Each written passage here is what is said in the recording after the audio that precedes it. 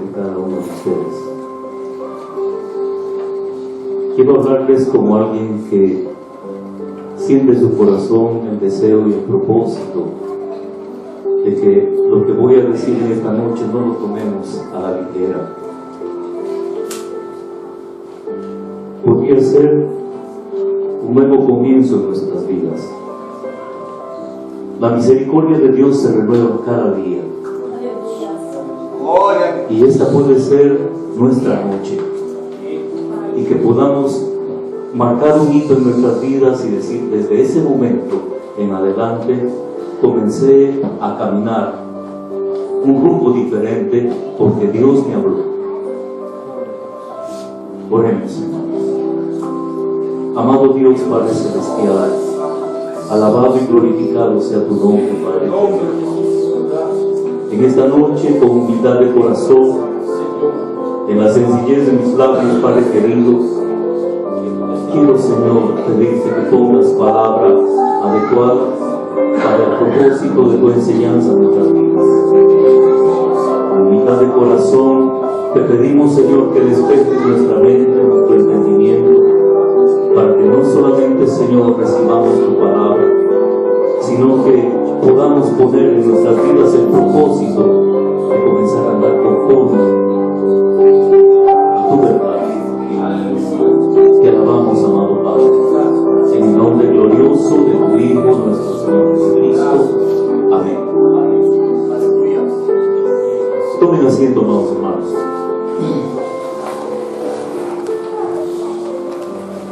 Este domingo que pasó, después del culto allá en Kanagawa, mientras tomábamos un cafecito, se acercó una hermana y me pregunta y me dice: siempre declaro lo que dice en 2 Corintios 5:17. Aquel que está en Cristo, nueva criatura es, las cosas viejas pasaron, he aquí, todas son hechas nuevas. No sé si alguno de ustedes tiene un lapicero como lo tiene Manuel, por ejemplo, y alguna hojita. Es posible que los pasajes bíblicos que voy a ir mencionando, si yo lo leo en español, no va a ser muy bien entendido el portugués, o si lo leyera en portugués, todo lo pronunciaría muy bien y nadie lo entendería. Entonces, por lo menos, anotemos el pasaje bíblico y en el transcurso de la semana, si podemos leer estas porciones de la palabra, y es posible que las circunstancias de tu vida en el transcurrir de la semana se adapten a lo que la palabra te quiere decir cuando tú estás leyendo. Entonces, el primer versículo sería 2 Corintios 5:17. Me dice: hermano, he nacido en un hogar de creyentes, he crecido asistiendo a la escuela dominical. Cuando llegó el momento, recibí a Jesucristo en mi corazón, y desde ese día el reto para mi vida ha sido 2 Corintios 5:17. Aquel que está en Cristo es nueva criatura, las cosas viejas pasaron, he aquí todas son hechas nuevas. Pero hermano, me dice, yo creo que la palabra de Dios es cierta,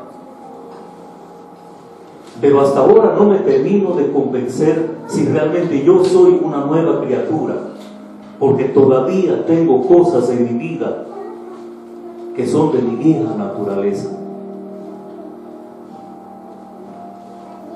Y le digo: mi hermana, hace algún tiempo atrás nuestra pastora predicó y dijo: ¿qué clase de creyentes somos? Y a mí me tocó fuerte. Yo recibí a Jesucristo un viernes 13 de octubre de 1974 a las 7:45 de la noche En ese momento el Señor Jesucristo tocó mi corazón, y desde ese día hasta hoy, con los 64 años que tengo, puedo decir que tengo 44 años como creyente. Pero mi hermana, le digo, hay aspectos en mi vida en donde yo podría decir, soy un creyente de 44 años de edad.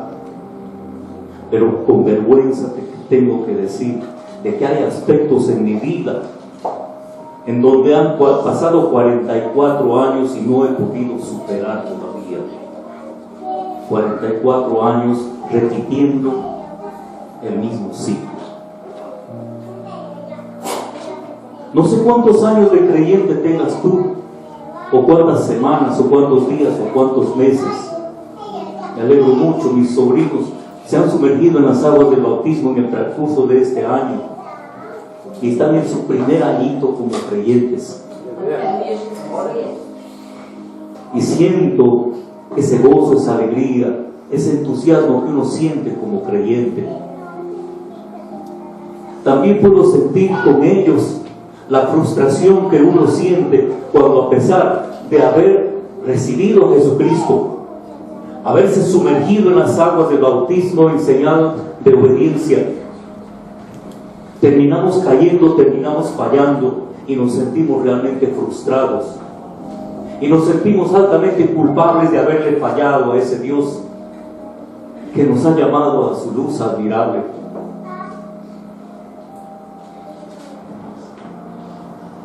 ...44 años de victoria en Cristo, pero también 44 años de frustraciones cuando las cosas no son como deberían ser ante los ojos de Dios.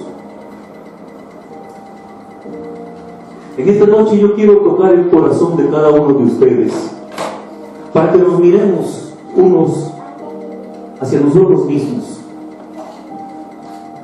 Tal vez estamos junto con nuestros familiares que nos conocen mejor que nuestros hermanos en la fe, pero tal vez ninguno de ellos nos conoce como nosotros realmente nos conocemos.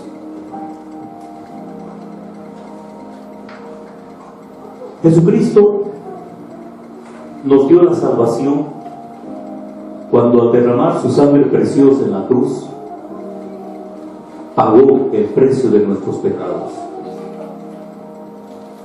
Romanos 5:8. ¿Qué dice en Romanos 5:8? ¿Alguien lo sabe de memoria? Mas Dios muestra su amor por nosotros en que, siendo aún pecadores, Jesucristo murió por nosotros. Jesucristo hizo su parte. 2000 años atrás, Jesucristo murió en la cruz para que hoy día puedas decir: Jesús murió en mi lugar. Él nos dio la salvación, nos dio el privilegio de ser hechos hijos de Dios. Hemos sido redimidos, hemos sido rescatados por su sangre.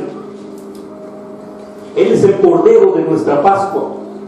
El ángel de la muerte vino a nuestras vidas y no pudo tocarnos porque Jesucristo, nuestro Cordero de la Pascua, murió en nuestro lugar y su sangre preciosa está en el dintel de la puerta de nuestras vidas. Jesucristo es nuestra expiación, porque el día en que nos sumergimos en las aguas del bautismo, nos sumergimos con Jesucristo en su muerte. Juan el Bautista, en el momento que bautizó a nuestro Señor Jesucristo en el Jordán, puso sus manos sobre él, repitiendo lo que está en Levíticos, en el capítulo 16, en donde habla acerca de que un macho cabrío fue traído delante del sumo sacerdote, y el sumo sacerdote simbólicamente puso sus manos sobre él, haciendo señal de que sobre ese macho cabrío estaba depositando todo el peso de los pecados del pueblo durante ese año. En el día en que el hijo de Ananías, el sumo sacerdote por turno, llamado Juan el Bautista, sumergió a Jesús en las aguas del Jordán, al poner sus manos sobre él, estaba cumpliendo con ese cuadro profético. Y al día siguiente, cuando vio a Jesús caminando en las orillas del Jordán, dijo: he ahí el Cordero de Dios que quita el pecado del mundo. El día en que tú te sumergiste en las aguas del bautismo, todo el paquete de tus pecados anteriores, del día y los que del futuro, han sido colocados sobre nuestro Señor Jesucristo, porque Él llevó nuestras culpas. Él es nuestra expiación. Entonces Jesús ha hecho su parte. Y uno le podría reclamar a Jesús una salvación incompleta, porque Él cumplió con todos los requisitos de mi salvación, y todavía más. A los que le recibieron, a los que creen en su nombre, les dio la potestad, les dio el privilegio de ser hechos hijos de Dios. Y como hijo no eres el sirviente, como hijo no eres el sobrino, como hijo no eres el nieto, eres el hijo coheredero con Cristo. Por eso tenemos en nuestra Biblia Antiguo y Nuevo Testamento. Testamento quiere decir herencia. Todo lo que está en la palabra del Señor referido al Hijo o a los hijos de Dios nos corresponde, porque somos coherederos con Cristo, un privilegio que Dios nos dio a través de nuestro Señor Jesucristo. Jesucristo hizo su parte. En Filipenses capítulo 1 versículo 6 dice Pablo a los filipenses: estoy persuadida, estando persuadido, estando convencido de que aquel que empezó la buena obra en vosotros la irá perfeccionando hasta el día de Jesucristo. El día que nosotros recibimos a Jesucristo en nuestro corazón, al abrir las puertas de nuestro corazón, no entró físicamente Jesús en nuestras vidas, porque Jesús, el hombre crucificado en la cruz del Calvario, resucitó al tercer día y después de 40 días ascendió a los cielos, pero envió al Consolador, al Espíritu Santo. Y el Espíritu Santo ahora mora en el corazón de cada persona que le abre su corazón en el día que recibe a Jesucristo como su Salvador. El Espíritu de Cristo, que es el Espíritu Santo, entra a morar en tu propia vida. Y comienza un proceso de perfeccionamiento. Comienza un proceso de crecimiento con nosotros. Por eso Pablo dice: estoy persuadido, estoy convencido de que aquel que empezó la buena obra en ustedes la irá perfeccionando cada día hasta el día de Jesucristo. Nuestra salvación se constituye en un proceso que dura cada día. Jesús hizo su parte, el Espíritu Santo está tratando de hacer su parte en nuestras vidas. Pero nosotros no somos una caja, nosotros no somos un estante, nosotros no somos un robot, algo electrónico al que se le puede programar. Somos personas creados a imagen y semejanza de Dios, con libertad de decisión, con libre albedrío, con voluntad propia. Entonces, si Jesucristo hizo su parte, si el Espíritu Santo está tratando de hacer su parte en nuestras vidas, se sujeta a nuestra voluntad, a nuestra forma de actuar. Y entonces nosotros tenemos que poner de nuestra parte. Es ahí donde comienza la situación. Es ahí donde comienza el por qué, siendo que somos nuevas criaturas. El Espíritu Santo todavía no ha logrado ese propósito de que lleguemos a la estatura de la plenitud de Cristo. Estamos en el proceso, pero nosotros muchas veces con nuestras negligencias, con nuestros defectos, con nuestros problemas, le estamos estancando, le estamos arrinconando al Espíritu Santo para que luego no podamos obtener ese resultado que Dios quiere para nuestras vidas. Hace algún tiempo atrás hablamos acerca de la presencia del Espíritu de Dios en nuestras vidas. Entonces, anoten ahora en Efesios, en el capítulo 4,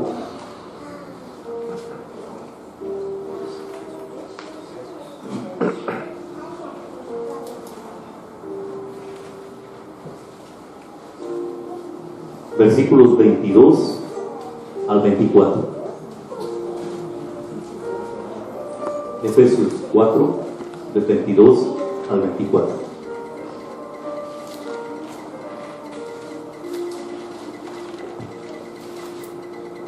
¿Qué dice? Efesios 4, 22 al 24. ¿Ya lo notaron? Algunos ya lo tienen en su Biblia. Dice así: en cuanto a la pasada manera de vivir, despojaos del viejo hombre que está viciado conforme a los deseos engañosos. Renovaos en el espíritu de vuestra mente y vestíos del nuevo hombre creado según Dios en la justicia y santidad de la verdad. De nuevo, Jesucristo hizo su parte. El Espíritu Santo está tratando de hacer su parte en nuestros corazones, en nuestras vidas. Y nos dice Pablo que en cuanto a la pasada manera de vivir, las cosas viejas pasaron, y aquí todas son hechas nuevas. Y para que esto sea cierto, en cuanto a la pasada manera de vivir, despójense del viejo hombre, despójense de la vestidura. Cada sábado mi esposa sufre, me dice: tienes que bañarte hoy día. Y no me meto con ropa y todo, me despojo de la ropa sucia para meterme a la ducha y recibir el baño. Y después que me baño, no me pongo la misma ropa, me pongo ropa limpia. ¿Verdad? Creo que todos o la mayoría hacemos eso, salvo que tengamos un solo cambio, ¿no? Pero en cuanto a la pasada manera de vivir, despójense del viejo hombre que está viciado conforme a los deseos engañosos. Venimos sucios delante de Dios. Renueven el espíritu de vuestra mente, cambien su manera de pensar. Ya no piensen como esclavos, ya no piensen como sirvientes, ahora piensen como hijos, no piensen como huérfanos. El huérfano tiene que buscar defenderse, proveerse y esconderse. Porque si no se protege a sí mismo, si no se provee a sí mismo, si no se esconde a sí mismo, tiene temor de que no esté su papá y su mamá cerca para que lo defiendan.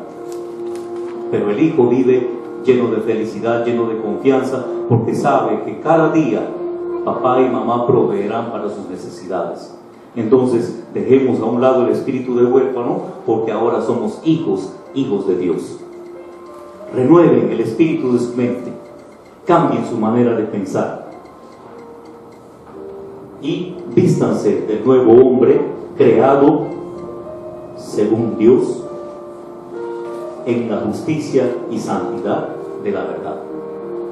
Ya comencemos a aceptar la nueva vestidura que el Espíritu Santo va a ir poniendo en nuestra vida, para que podamos hacer realidad de que aquel que está en Cristo es nueva criatura. Las cosas viejas pasaron, y aquí todas son hechas nuevas. Está fácil, ¿verdad? No está difícil. Jesús hizo lo suyo, el Espíritu Santo está haciendo y está tratando de hacer lo suyo. Nos toca a nosotros hacer lo nuestro para que se haga realidad esta declaración que es verdad en la palabra del Señor.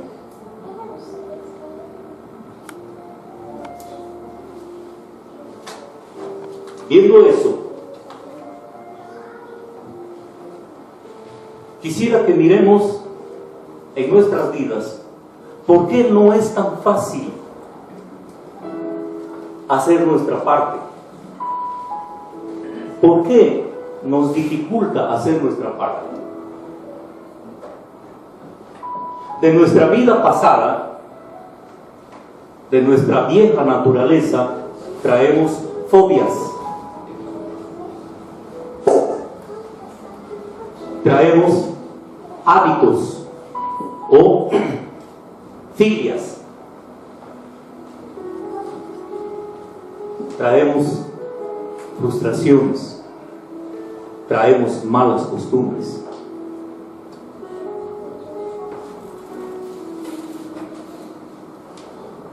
Las fobias, por ejemplo, la xenofobia, por poner un ejemplo, es el rechazo hacia las personas extrañas que vienen de otro lugar. La claustrofobia es el temor y la incomodidad al estar encerrados en un lugar. Son como ejemplos para entender el término. Y a veces de niños, sin querer, hemos adquirido esas fobias.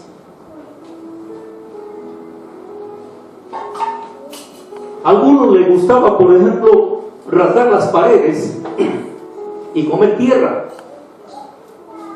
Y se convirtió en un hábito. A otros nos gustaba mordernos las uñas, a tal punto que hasta le sacábamos sangre al borde de las uñas. Son malos hábitos. Pero eso solamente por poner un ejemplo. Aquel que está en Cristo es nueva criatura. Y se supone que esa nueva criatura ya no se va a tener que estar mordiendo las uñas. Por no decir de otros tipos de hábitos que traemos y que a veces son hábitos vergonzosos y que los tenemos guardados por dentro, que ni papá ni mamá lo saben. Pero que sin embargo son como pequeños trozos de basura que se ponen en el canal de la bendición de Dios que está fluyendo a nuestras vidas, y lo retenemos y se embalsa y no permite avanzar. Peor todavía, salir hacia los demás para compartir en un testimonio vivo, santo y saludable que contagie a los demás, y alguien pueda decir: yo quiero ser como esa persona, porque esa es una nueva persona. Entonces, esos hábitos, esas filias, esas malas costumbres retienen el resultado de una buena relación con Dios, para que el Espíritu de Dios pueda fluir, pueda actuar en nuestras vidas. Y tal vez llega un momento en que hacemos inválida la muerte de Jesucristo en la cruz en nuestro lugar. No perdemos nuestra salvación, pero vivimos vidas fracasadas. Porque, como esta hermana dijo, me siento mal, porque yo quiero decir: el que está en Cristo es nueva criatura, las cosas viejas pasaron, y aquí todas son hechas nuevas, y sin embargo me siento que me estoy mintiendo a mí mismo.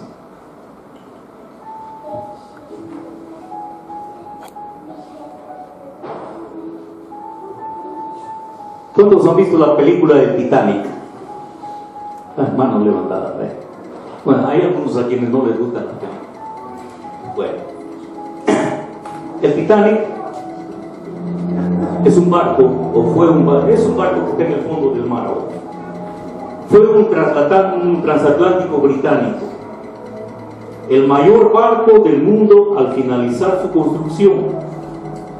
Ese barco se hundió entre la noche del 14 a la madrugada del 15 de abril de 1912.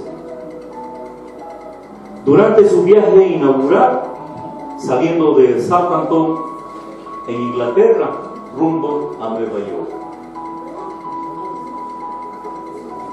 En el hundimiento del Titanic murieron 1.514 personas, del total de 2.223 que iban a bordo, lo que le convierte a esta tragedia en uno de los mayores naufragios de la historia ocurridos en tiempo de paz. En su discurso inaugural, antes de que el barco vaya a zarpar, el presidente de la Starline, Bras Ismail, dijo: este es el barco más seguro del mundo, un barco que ni Dios puede hundir.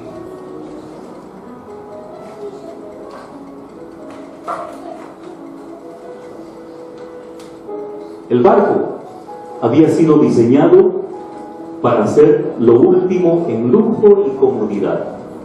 Contaba con un gimnasio, piscina, biblioteca, restaurantes de lujo y opulentos camarotes para los viajeros de primera clase. También estaba equipado con una potente estación de telegrafía para uso de los pasajeros y tripulantes, y tenía avanzadas medidas de seguridad, como eran los mamparos de su casco y las compuertas estancas activadas a distancia. Este diseño era una novedad en construcciones de barco, y que los entendidos lo llaman la compartimentalidad, que significa que esta es una sección del barco, donde están los carros es otra sección del barco, y así la sala de máquinas, la sala del camarote donde duerme la gente, etc. Pero cada sección, si sucedía alguna desgracia de una filtración de agua, el agua llegaba a esta sección, pero inmediatamente, automáticamente se debían cerrar las compuertas herméticamente y el agua no podía avanzar hacia las otras secciones. Compartimentalidad. Un diseño de seguridad para ellos. Sin embargo, de alguna manera falló. Debido a las obsoletas normas de seguridad de la época, solo portaba botes salvavidas para 1.178 pasajeros, un poco más de la mitad de los que iban a bordo en su viaje inaugural, y solamente capacidad para 1/3 de su capacidad total. El naufragio del Titanic conmocionó e indignó al mundo entero por el elevado número de fallecidos y los errores cometidos. Las investigaciones públicas realizadas en el Reino Unido y Estados Unidos llevaron a la implementación de importantes mejoras en la seguridad marítima y a la creación de 1914 del Convenio Internacional para la Seguridad de la Vida Humana en el Mar. Sus iniciales en inglés es SOLAS, que todavía hoy rige en la seguridad de la marina en el mundo entero. Muchos de los que sobrevivieron perdieron todo su patrimonio en la tragedia. Fueron ayudados gracias a la caridad pública. Pero otros, como el presidente de la White Star, Bruce Smart, fueron acusados de cobardía por su prematuro abandono de la nave y condenados al ostracismo social. Hay la costumbre de que cuando un barco se está hundiendo, el último en abandonar la nave es el capitán de la nave. El presidente de la compañía iba en el viaje inaugural y fue el primero en subirse a las barcazas de salvamento para huir del lugar de la catástrofe. A este barco nadie lo hunde, pero se estaba hundiendo. El pecio del Titanic, o sea, los restos del naufragio, fue descubierto el 1 de septiembre de 1985 por el oceanógrafo estadounidense Robert Pollard en el fondo del Atlántico Norte a una profundidad de 3.784 metros. Imagínense, casi 4 kilómetros, pero no mirando en el horizonte, sino mirando hacia el fondo. A esa profundidad está hundido el Titanic. Los restos están muy dañados, sufren un progresivo deterioro, pero desde su descubrimiento miles de objetos han sido rescatados, han sido recuperados del fondo del mar y ahora están en diferentes museos en el mundo. Se han hecho estudios, se han realizado estudios al material con el que ha sido construido el barco, para entender por qué sucedió esta tragedia terrible. Un barco que según su diseño no debería hundirse nunca. Cualquier otra embarcación resiste a los choques cuando los barcos se chocan unos con otros, o en este caso, el Titanic chocó contra un iceberg, contra una mole de hielo. El casco del barco, la parte externa del barco, construida de acero, no debería haberse roto. Pero los estudios demostraron que ese acero contenía demasiadas impurezas.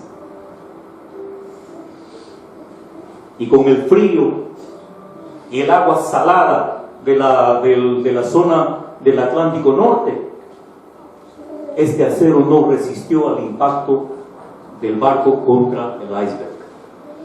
Y entonces sucedió un boquerón que comenzó a filtrar agua. Las compuertas que se deberían haber cerrado automáticamente no se cerraron a tiempo y siguió el hundimiento. Y la gente en los escasos barquitos o las escasas barcazas de salvamento, primero los niños, las mujeres, etcétera, pero ya el presidente de la naviera ya estaba en uno de los barcos y solamente se salvaron escasamente 1.500, murieron 1.514 personas de los 2.223 que iban a bordo. Dos aspectos que en esta noche quiero resaltar y que podrían ayudarnos a entender lo que sucede en nuestras vidas. El mal material del que estaba hecho el casco del Titanic permitió que el choque se terminara en naufragio. Y el diseño del barco, la compartimentalidad, no fue de gran ayuda.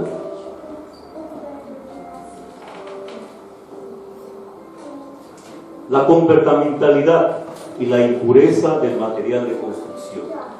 Dos aspectos que quiero mirar en esta noche. El primero, la compartimentalidad, parece una alternativa tecnológicamente innovadora que podría haber sido una gran solución en el momento del desastre, pero que no funcionó oportunamente. Y en segundo lugar, las impurezas del material que hicieron que el metal más débil y menos seguro en el momento del impacto. Ahora, en nuestra vida personal puede suceder algo semejante. Por un lado, aceptamos la verdad de 2 Corintios 5:17. El que está en Cristo, nueva criatura es, las cosas viejas pasaron, he aquí todas son hechas nuevas. Pero dividimos nuestra vida, compartimentalizamos nuestra vida. Una persona soy en la iglesia, otra persona soy con mis amigos, otra persona soy en el trabajo, otra persona soy con mi esposa y mis hijos, y soy otra persona cuando estoy solo conmigo mismo, compartimentalizado. Diferentes caras, diferentes máscaras, diferentes estilos de vida según el lugar donde me encuentro. Gloria a Dios, aleluya, bendito sea el Señor. Y en el trabajo, que no sé cuánto, que no sé qué, este jefe de no sé cuánto. Y con los amigos contando unos chistes medio raros. Y con la esposa, pues, peleando, brigando, tratándonos mal el uno al otro. No me respetas, sí, tú no me amas, etc. Bueno, cosas que son muy conocidas. Y cuando nos quedamos solos en la intimidad con nosotros mismos, queremos ser sinceros con nosotros y encontramos que los 44 años como creyentes no son una realidad, sino que a veces somos 44 años de lo mismo.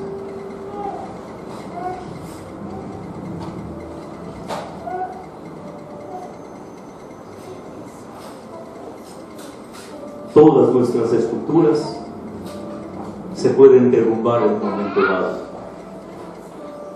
Cuando sucede una situación inesperada, incontrolable en nuestras vidas, se nos caen todas las máscaras. y nos ponemos en evidencia. Quedamos desnudos.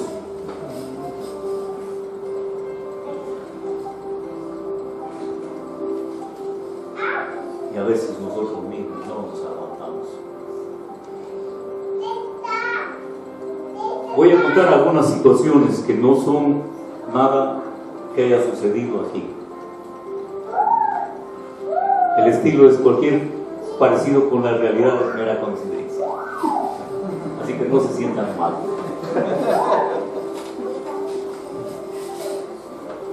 Una señora, en la hora punta, entre 8:30 a 9 de la mañana, ha salido tarde de su casa y está estancada en medio del tránsito.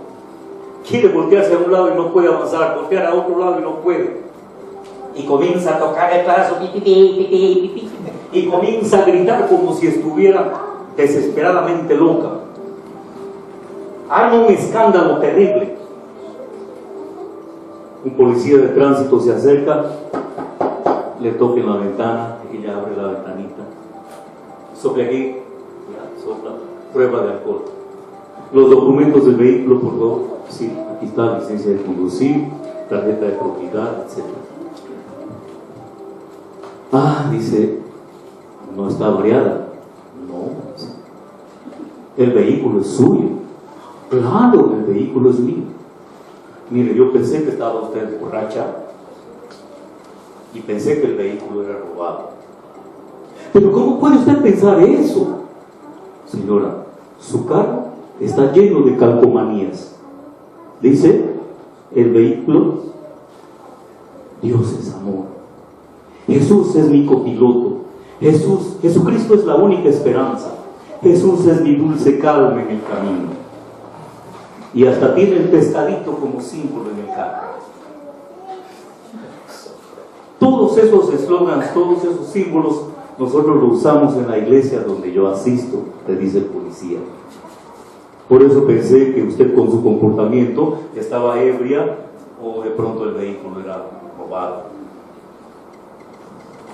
No, Señor, dice, perdóneme, hermano, pero me equivoqué al ver el comportamiento suyo, cómo se comportaba en el volante. No, dice, ¿a qué iglesia asiste usted? A la iglesia acá. Yo también asisto a esa iglesia y hasta canto en el coro. Discúlpeme, hermana. Un día, un pastor va a visitar a una familia. Hija, el pastor ha llegado, abre la puerta, tome asiento, pastor. Ya se siente el pastor. Muy hermano, muy bien, vamos a tener una pequeña oración, vamos a leer una porción de la palabra. Total que mientras están haciendo el devocional de la visita, él siente unos retorcijones y un llamado impostergable de apuros fisiológicos. Y dice, hermano, toca el baño. Ya tengo anillo.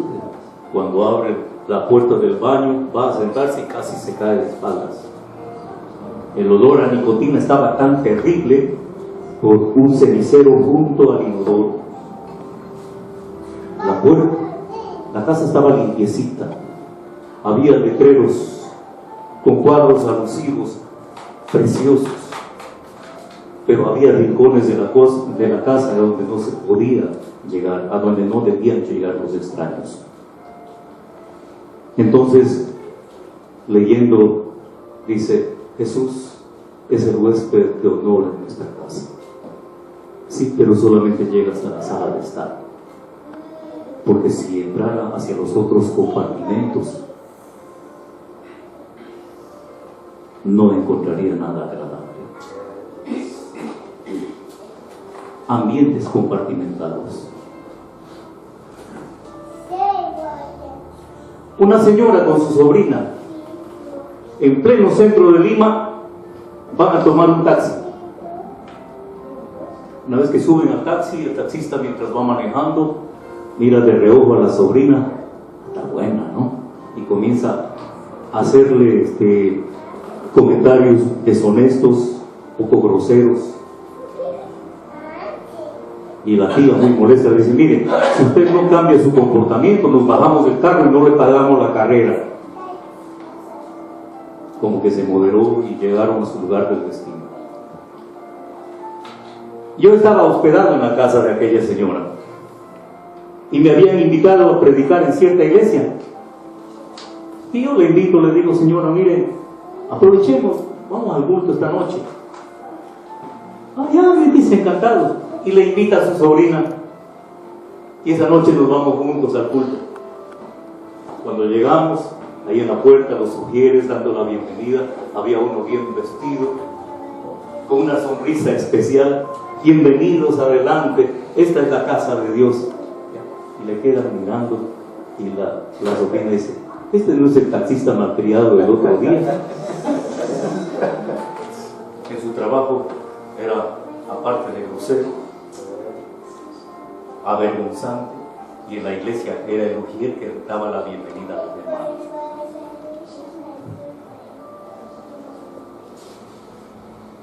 Vidas fraccionadas, vidas compartimentadas que nunca podrán ser un testimonio digno y puro que Dios necesita como instrumentos para propagar el reino de los cielos. No solo porque somos una vergüenza para el Evangelio, sino porque una vez que somos descubiertos nos invade una sensación de vergüenza y de frustración. Y peor aún, la gente que nos conoce jamás recibirá el mensaje que pretendemos predicar. O sea, no nos convertimos en mensajeros efectivos, sino en agentes dañinos del Evangelio. Lo que diría un misionero en el año 1500: muchas veces cuando llegamos a un lugar tenemos que empezar lavando el rostro de Cristo, porque los creyentes que llegaron primero que nosotros le ensuciaron tanto que nos da vergüenza decir que somos cristianos. Vidas fraccionadas, vidas fracasadas que inducen al fracaso a los que les rodean. Cuando volvemos a las páginas de la Biblia, quiero que anoten, porque no lo vamos a leer, pero lo vamos a comentar. En Éxodo, en el capítulo 15, versículos 22 al 27. Éxodo, segundo libro de la Biblia, después de Génesis, encontramos al pueblo de Dios en el desierto, en el capítulo 15, versículos 22 al 27. Y han cruzado el Mar Rojo. Dios con mano poderosa les sacó de Egipto. Atravesaron en seco el Mar Rojo, y una vez que estuvieron al otro lado, después que vieron que las aguas arrasaron a Faraón con sus ejércitos, Moisés les invita a marchar y caminan 3 días al interior del desierto, y llegan a un lugar en donde tuvieron sed. Habían aguas, pero las aguas eran amargas, y a ese lugar le llamaron Mara, que significa amargura. Y de ahí viene la palabra María. María. Ellos necesitaban tomar agua y el agua estaba amarga. Y vinieron contra Moisés: mira que en Egipto teníamos agua dulce y aquí nos traes para matarnos de sed. Dios le mostró a Moisés que echara unas hierbas y el agua como que se endulzó, y más adelante encontraron fuentes de agua de donde se podía beber.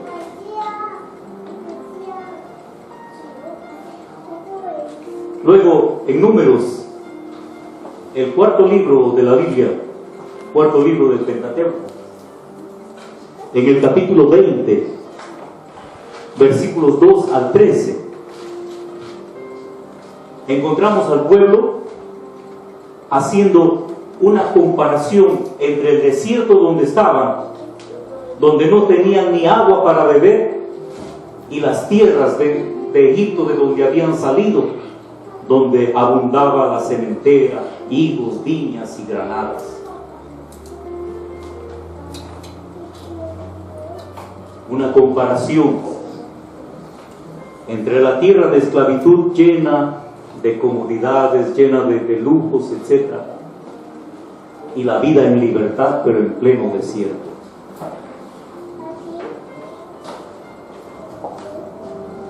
En el libro de Génesis nosotros vamos a encontrar algo que nos va a permitir entender por qué este pueblo se sentía así.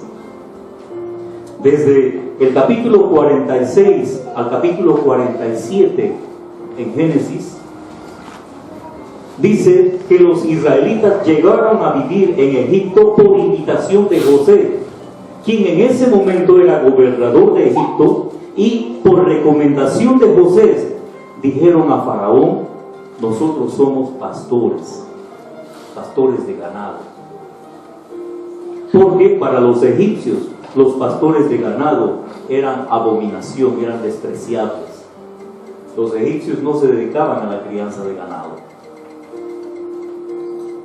Los israelitas sí, eran pastores de ganado. Y José inteligentemente les recomienda que digan: somos pastores.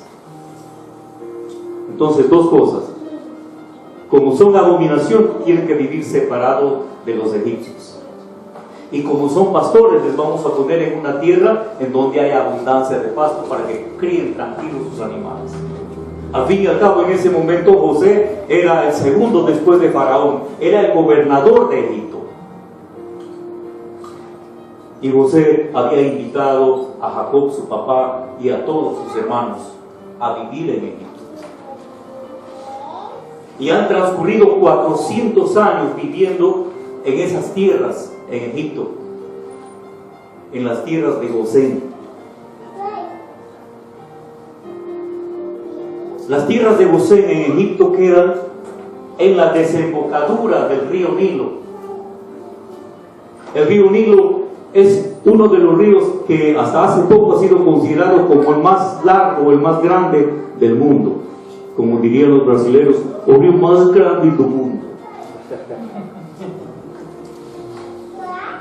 Es un río que en la actualidad atraviesa 10 países de África. Nace arriba, en el río Kagera, al oeste de Tanzania. Luego desemboca en el lago Victoria, al pie del monte Kilimanjaro, que es el monte más alto de África, y atraviesa 10 países hasta llegar a la zona de Egipto. Y en Egipto, al sur del mar Mediterráneo, en el norte de Egipto, desemboca en el mar Mediterráneo formando un delta. De ahí proviene la letra D de nuestro abecedario, que originalmente era un triángulo, o sea, dos ramales del río que se chocan con el mar y forman una islita en forma de triángulo. Es la letra D de los fenicios y es la D que nosotros usamos. De ahí la palabra delta, que sería la cuarta letra de nuestro alfabeto. En ese delta las aguas son tranquilas. Después de que el río ha sido turbulento en algunos lugares, ha formado cascadas, ha atravesado grandes llanuras, llega a esa zona y es una zona tranquila, que ha arrasado con toda la riqueza de la ribera del río. Y entonces esa tierra, ese humus de la tierra del delta, es una tierra productiva. Y ahí hay huertos con árboles frutales de todas las frutas que ustedes se imaginan. Ahí crecían los pastos más agradables para el ganado. Ahí se tomaba el agua más dulce de las aguas estancadas. Pero ahí también los judíos se llenaban de parásitos en la barriga, porque en las aguas estancadas también crecen bichitos. Pero ellos 400 años habían vivido ahí. Cambiaron los gobernantes de Egipto, murió el faraón que había tenido la experiencia con José de los 7 años de abundancia más los 7 años de escasez, y progresivamente los hebreos terminaron siendo esclavos de los egipcios y comenzaron a clamar delante de Dios, pidiendo ayuda, pidiendo libertad.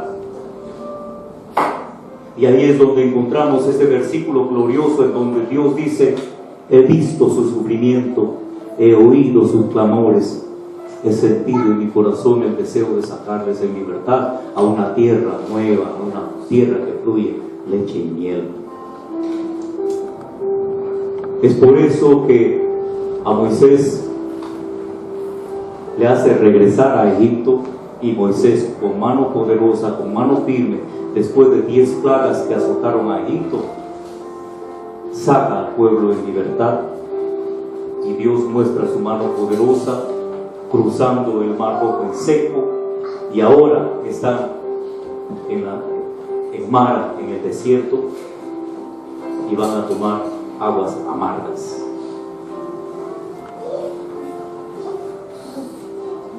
Entonces, si establecemos el contraste entre la tierra de Gosén, donde ellos vivieron 400 años, y la inhospitabilidad del desierto, vamos a encontrar que este pueblo no estaba contento. Estaban libres, pero no estaban contentos. Ellos salieron de Egipto, pero Egipto todavía permanecía en ellos. Un arqueólogo de nuestros días, de nuestros tiempos, hizo un estudio ahí en el desierto, ahí en ese lugar, en Mara, y encontró que esas aguas amargas son aguas con alto contenido de sodio y magnesio.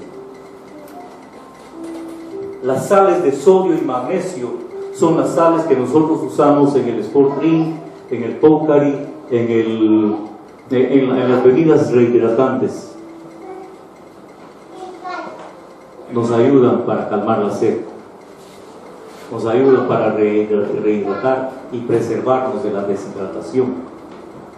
Pero, ¿alguno de ustedes ha tomado leche de magnesia como purgante? Esas mismas esas mismas sales que en baja concentración son sales rehidratantes, en alta concentración son purgantes para limpiar el estómago.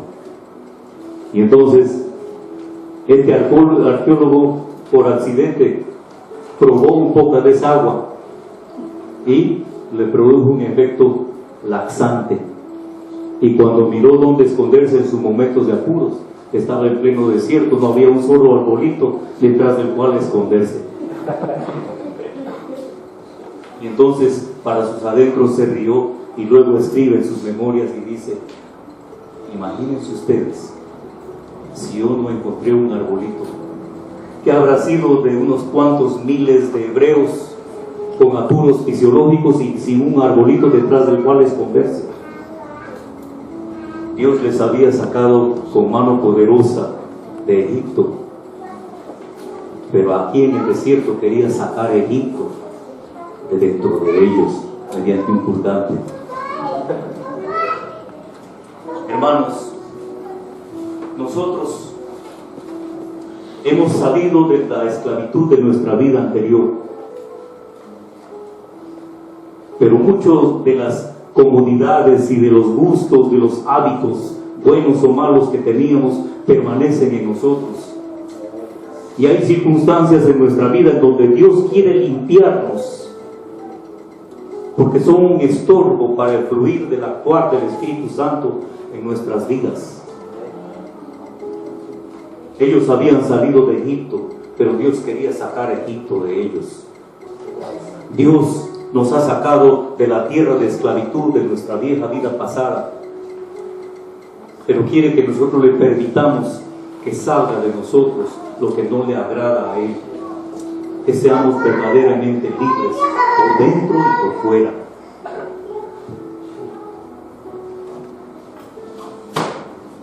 Desde Éxodo 12 hasta Deuteronomio 34 encontramos todo un proceso de la lucha entre Dios tratando de purificarles y toda una generación de personas literalmente liberados de la esclavitud física, pero que traían consigo una esclavitud, cultural de costumbres y hábitos que se resistían a abandonar. ¿Les parece conocido esto? Sacados a la libertad, pero que se nos hace difícil dejar ciertos malos hábitos.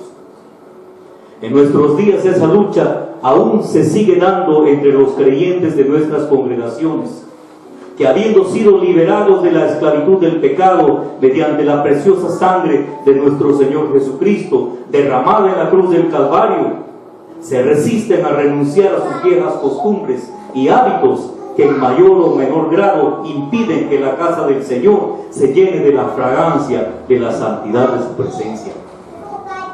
Cuando hace algún tiempo atrás hablamos de la presencia del Espíritu Santo, una vez que predicamos aquí una noche, hablamos de que Pablo en Gálatas, en el capítulo 5, nos habla de la presencia del Espíritu Santo en nuestras vidas como un paquete, el fruto del Espíritu Santo, compuesto por 8 aspectos: gozo, paz, paciencia, benignidad, templanza, mansedumbre, fe, amor. 8 características dentro de un mismo fruto.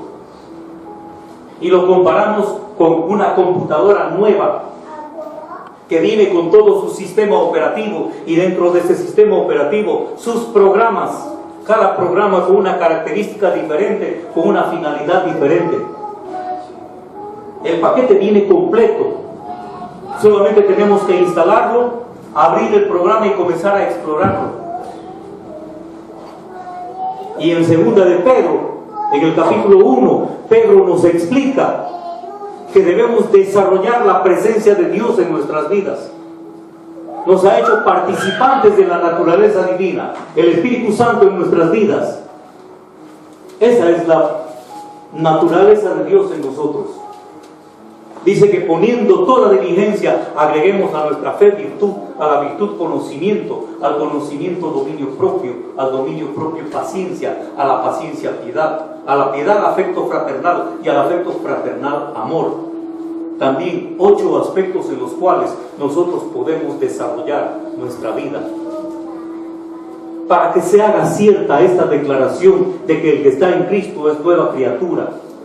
Ayer fuiste nuevo, hoy sigues mejor y sigues siendo renovado.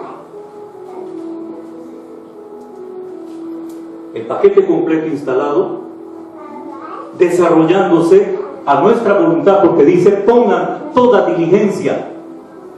Cuando tenemos la computadora nueva, cuando tenemos el celular nuevo, la nueva serie, el número 10 de ellos, no sé cuál sería el último.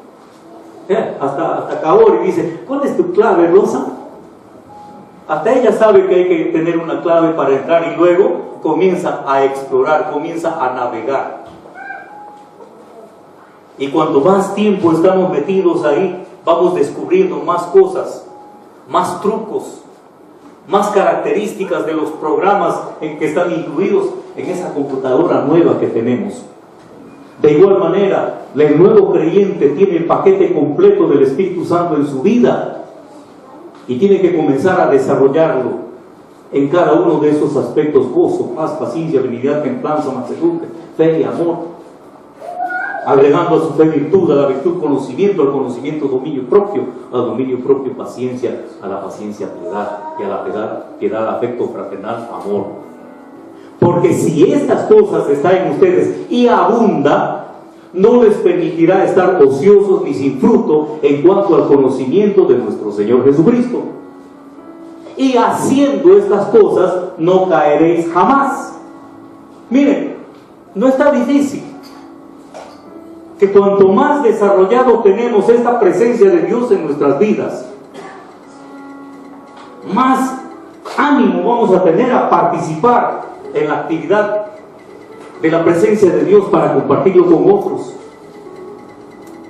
Y tenemos asegurada la franca entrada en el reino de los cielos. Imagínense cuando Jesús dijo que ancha es la puerta y amplio el camino que conduce a la perdición, pero angosto el camino y estrecha la puerta que conduce a la vida eterna.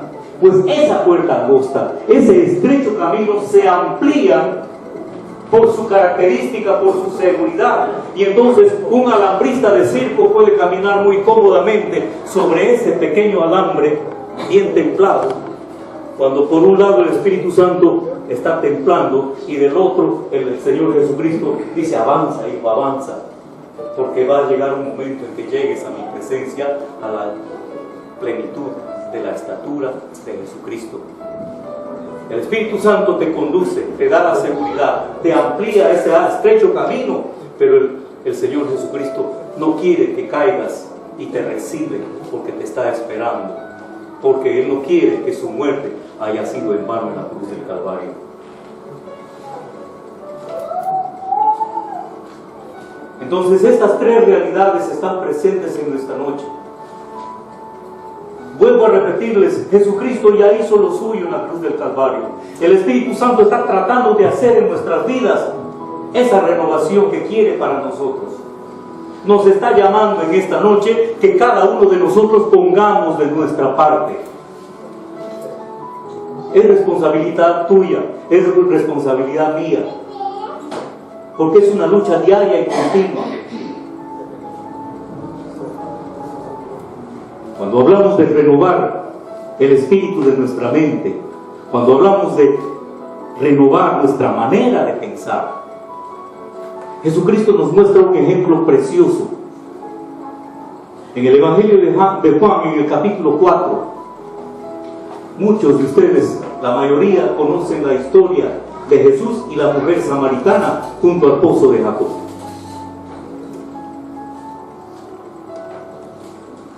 Yo quiero en esta noche leer, para que quede fijo en nuestra mente ese concepto de cambio de manera de pensar.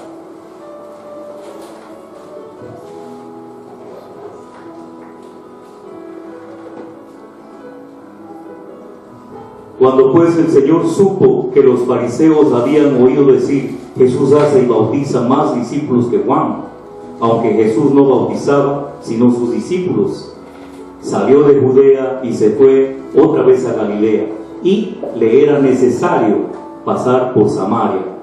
Fue pues a una ciudad de Samaria llamada Sicar, junto a la heredad que Jacob dejó a su hijo José, y estaba allí el pozo de Jacob. Entonces Jesús, cansado del viaje, se sentó junto al pozo. Era como la hora sexta. Llegó una mujer de Samaria a sacar agua y Jesús le dijo: dame de beber. Pues sus discípulos habían ido a la ciudad a comprar alimentos. La mujer samaritana le dijo: ¿cómo tú, siendo judío, me pides a mí de beber, que soy mujer samaritana? Porque judíos y samaritanos no se tratan entre sí. Respondió Jesús y le dijo: si conocieres el don de Dios y quién es el que te dice dame de beber, tú le pedirías y él te daría agua viva. La mujer le dijo: Señor, no tienes con qué sacarla y el pozo es hondo. ¿De dónde pues tienes el agua viva? ¿Acaso eres mayor tú que nuestro padre Jacob, que nos dio este pozo, del cual bebieron él y sus hijos y su ganado? Jesús le contestó: cualquiera que bebe de esta agua volverá a tener sed, pero el que beba del agua que yo le daré no tendrá sed jamás, sino que el agua que yo le daré será una fuente de agua que salte para vida eterna.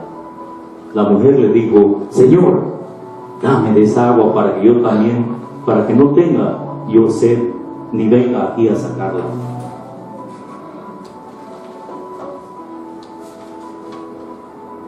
Jesús le dijo: ve, llama a tu marido y ven acá.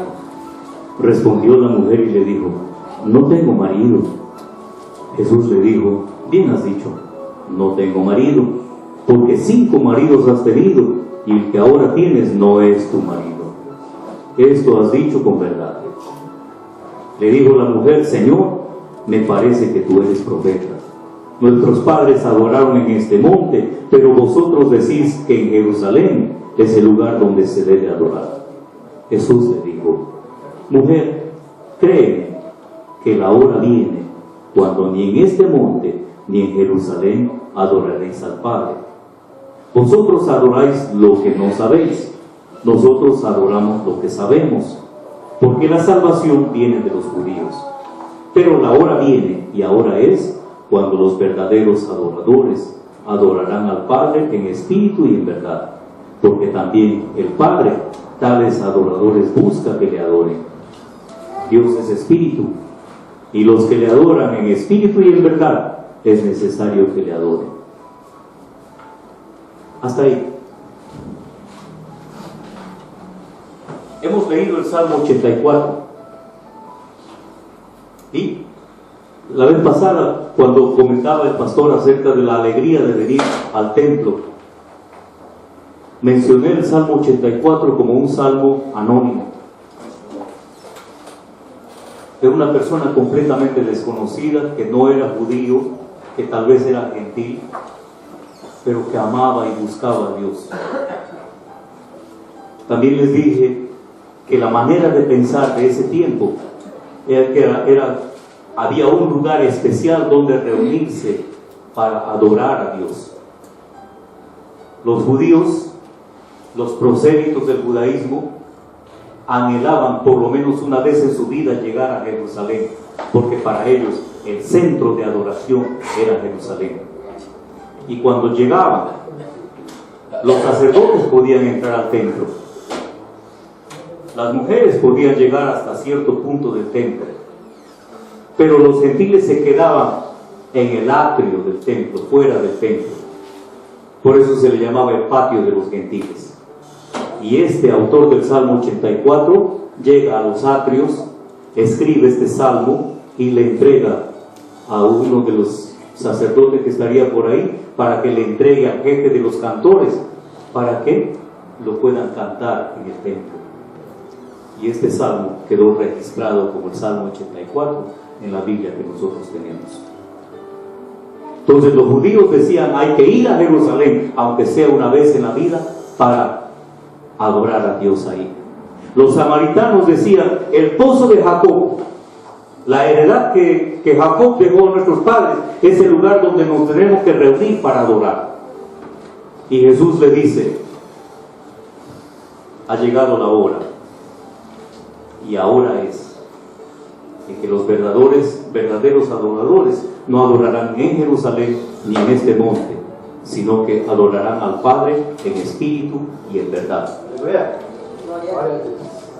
Y no le está diciendo esto a un teólogo,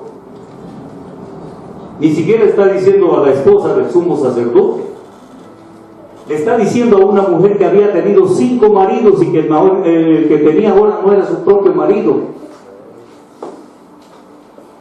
¿Qué es lo que le está queriendo decir? Le está queriendo decir, tú tienes que cambiar tu vida, dejar esos malos hábitos de mala mujer, hacer un lugar en tu corazón para que en espíritu y en verdad tú puedas adorar a Dios. No importa tu pasado, sino que tengas un lugar en tu corazón digno en el cual tú puedas centrar tu adoración para con Dios. Y este es el mensaje en esta noche para cada uno de nosotros. Que cuando Jesucristo murió en la cruz y el Espíritu Santo está en nuestras vidas, depende de nosotros que hagamos un lugar en nuestras vidas para que podamos adorar a Dios en espíritu y en verdad. La decisión es de cada uno de nosotros. El Señor nos ha hablado en su palabra. No importa la antigüedad que tengas como creyente, pero hoy es el día en que tú tienes que tomar una decisión, como la tomo yo en este momento. En lo que el Señor habló a mi corazón en esta noche, yo quiero entender que la misericordia de Dios se renueva cada día. Y para mí este es un momento especial, en donde yo propongo en mi corazón, de aquí en adelante, hacer un lugar digno en mi vida, a través del cual yo pueda ser un verdadero adorador de Dios. Porque Dios quiere que le adoremos en espíritu y en verdad. Y adorar no significa cantar con los ojos cerrados una canción lenta. Adorar significa dar lo mejor de nosotros, dar lo que realmente nos cuesta. Dios quiere que le adoremos en espíritu y en verdad. Pongámonos de pie en esta noche. Y si tú quieres hacer una decisión, si aún no tienes a Jesucristo en tu corazón, esta es la noche de tu salvación. Si ya tienes a Jesucristo, sabe que el Espíritu de Dios está en ti. Toma el propósito en tu corazón de ser una nueva persona. Haz realidad la palabra, poniendo de tu parte lo que Jesús y el Espíritu Santo ya están haciendo en ti.